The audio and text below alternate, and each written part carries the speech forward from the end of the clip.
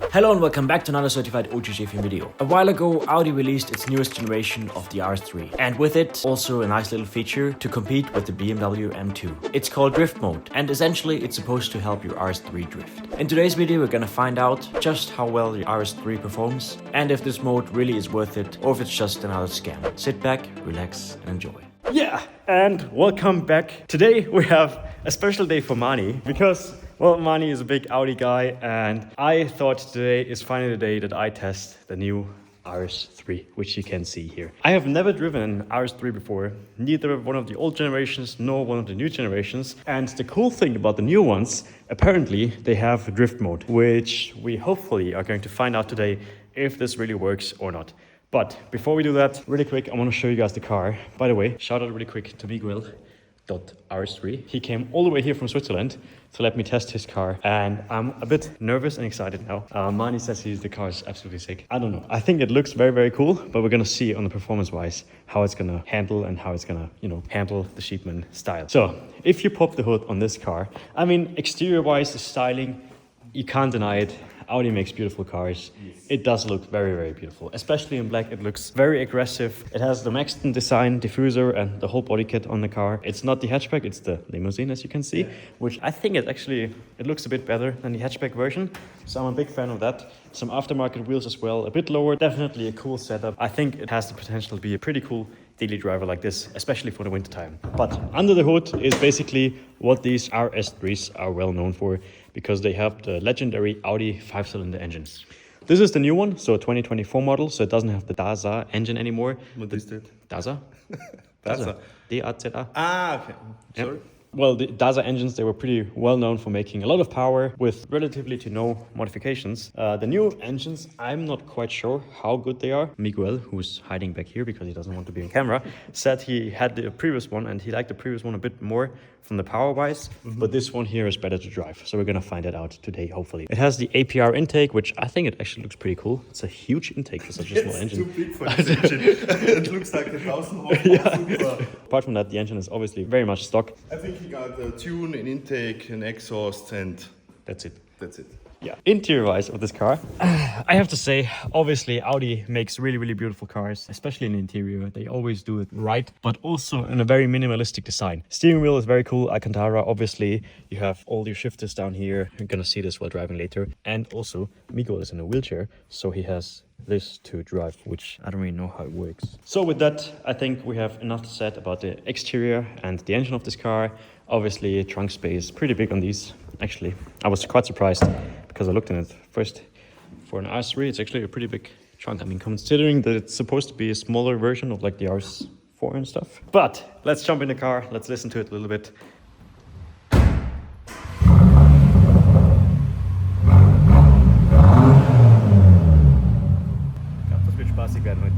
Let's go. Okay, so first impressions. This is what the RS3 looks like inside. I have to say, obviously, it's pretty cool. This is very similar to the RS6. Obviously, it's an Audi. Yeah. So everything is similar. I love the steering wheels in the Audis, especially Alcantara ones. But the only issue that I have is when you daily drive them, which I think Miguel does, they just look very used after a short amount of time. So you would need to refresh them pretty often, or I don't really know what you have to do with that. But you get an Alcantara steering wheel for that. So that's all. And the next thing is, do you see anything for you that's RS3? The only thing is here and the startup. Es ist ein A3. Nothing in Carbon, nothing in Alcantara. Ja, das ist ein Zufall. Die geben sich nicht Mühe im Interieur, dass man sagt, man sitzt in einem RS.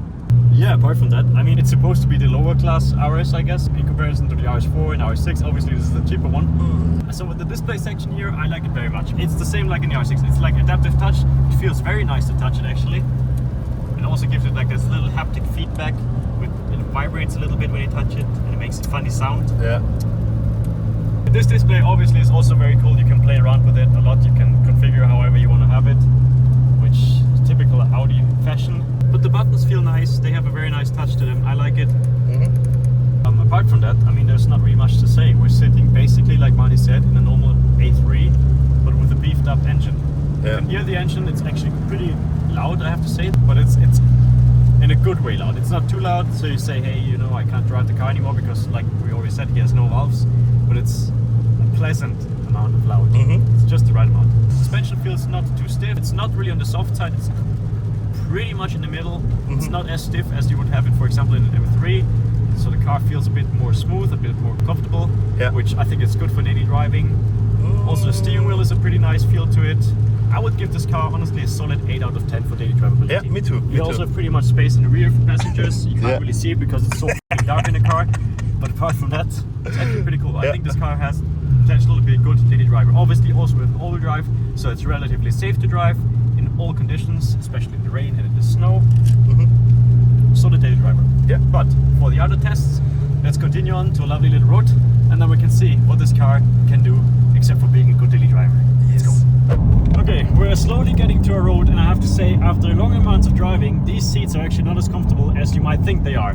They are pretty hard in the back area and also in the ass area.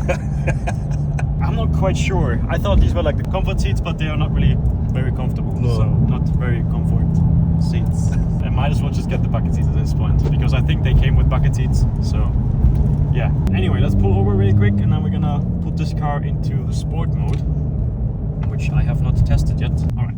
So drive select. Dynamic, schätze ich mal. Torque rear.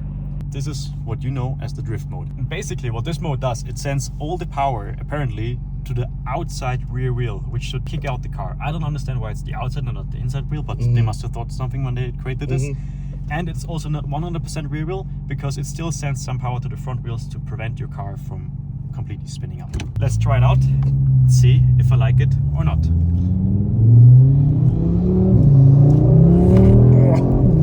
By the way, as you can see, it stopped raining. Ja, der mag schon. Er mag schon. Das, aber langgezogen, glaube ich, das bockt er nicht. Ja.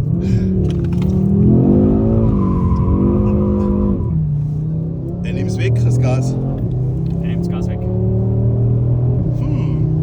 Okay, let's see a bit more. The car itself feels very fast. I love the intake sound. I like the sound of the exhaust as well. Very good sounding car. It's very good on the roads. So driving it fast is actually pretty easy. Don't need a lot of experience for that, which is the same with every Audi.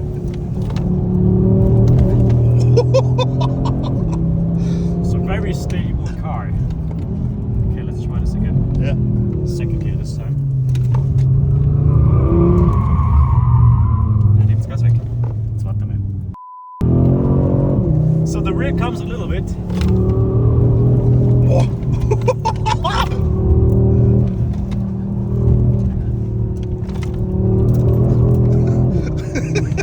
But not 100%. It cuts the power.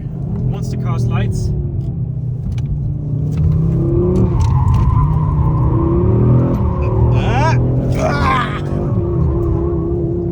es geht schon sehr dagegen an. Ja, das ist sehr bouncy. I mean, the car is great, it's fast, it sounds good, but the drift mode, I think it's not really meant to be used in dry conditions like this. It slides, yes, but you can't compare it to it, obviously. No.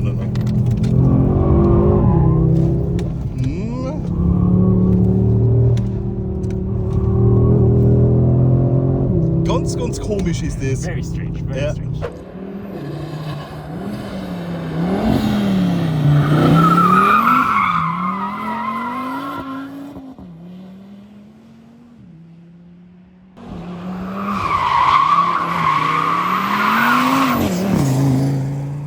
Alright, let's chill here really quick.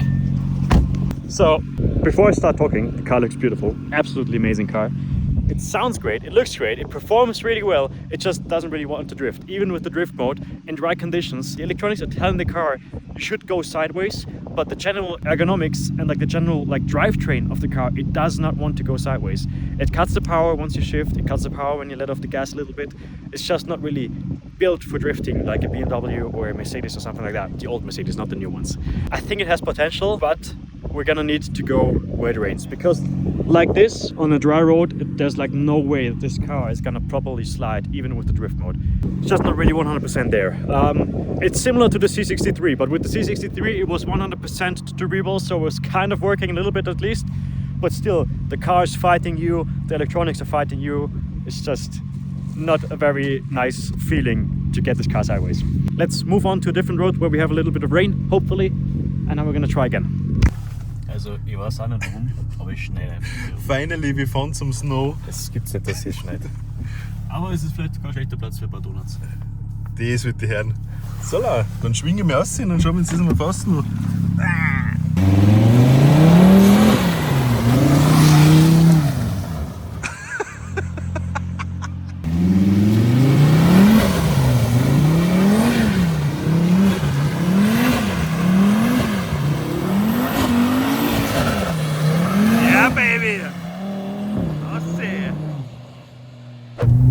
Alright, we're back in the car. It's now raining instead of snowing, which is perfect. So let's try this again. We're in drift mode. Everything is turned off.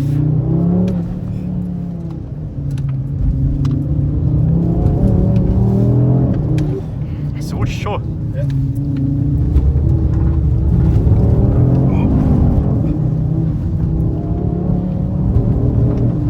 The thing is, this car is just incredibly fast. But it doesn't want to go sideways. It does not want to go sideways, even with the drift mode. Even with the rain here and with everything being wet, the car still is having a hard time breaking loose. I think it's just because of the nature of this car itself. The whole drivetrain, like I already said. And the wet is helping it a little bit.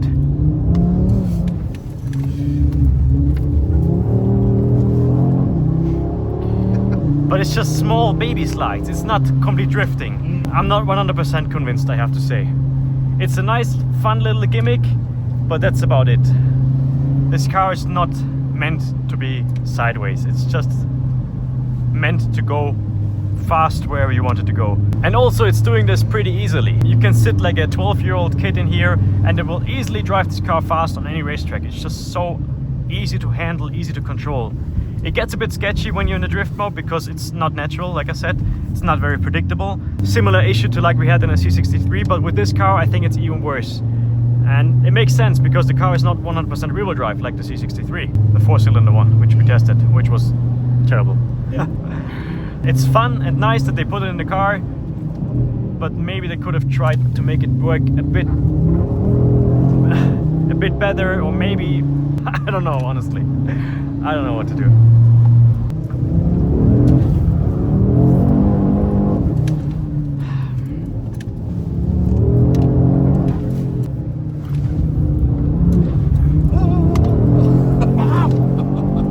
It breaks loose, yes, it's fun, yes, but it could be more, in my opinion. It's not really drifting, it's more sliding. It shouldn't be called drift mode, it should be called breaking loose sometimes mode. But it, like I said, nice gimmick, fun that they put it in the car. Can it be better?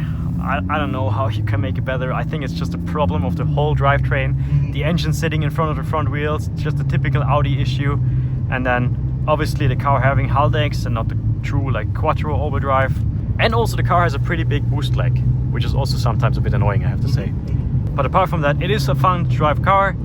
It's nice, it's cool, it looks good, it sounds good. It's just not drifting. This is not a drift mode. This is a scam, if you ask me. You're getting scammed. It was making headlines back when it first came out. You know, everybody was like, Audi can also drift now, but this is not drifting. No. I don't know. I'm not... This is not convincing me, I have to say. This is not the drift mode. It's also, Audi doesn't call it drift mode, by the way. It's called torque rear mode. But it doesn't feel like it. I don't know. The car is just not built for this stuff, honestly.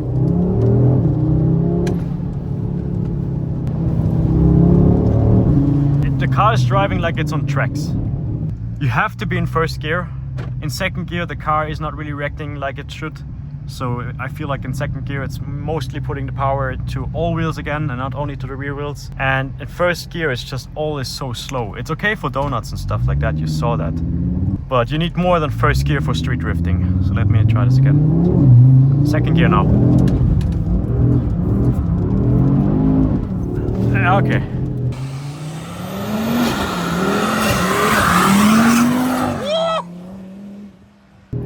Okay.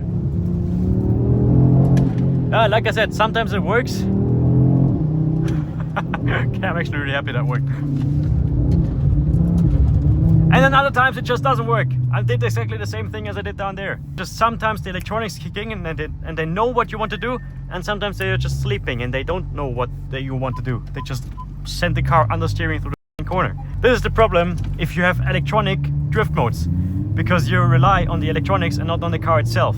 With an old E36 M3, for example, the car has drift mode all the time. You don't need electronics to tell the car to go sideways, because the car wants to go sideways itself. And that's the big thing. The car wants to do it itself and you're not forcing it to do so. That was pretty nice though, I have to say.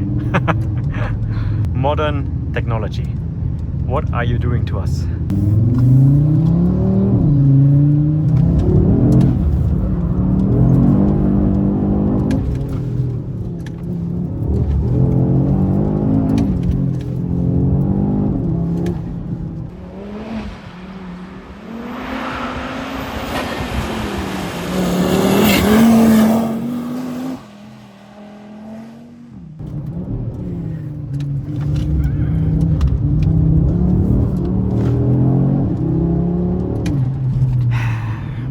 I don't know, this fake drift mode, it feels like you're sitting on the toilet and you're trying to force yourself to poop, but you don't have to poop. Your body just doesn't want to do it, but you want your body to do it, but it just doesn't work. So, to put it short, the RS3 handles pretty good, definitely better than some cars I've driven, but also not really the best. I'm not a huge fan of Audi's drivetrain design, and I have to say I was a bit disappointed by the drift mode. It was pretty hard to get the car to slide anyways, but it might really be due to the tire and wheel combination of this specific car. All in all, I think we can agree that the drift mode is more of a marketing gag than really a drift mode, and I would give this car a solid 6.5 out of 10 points on a sheepman scale.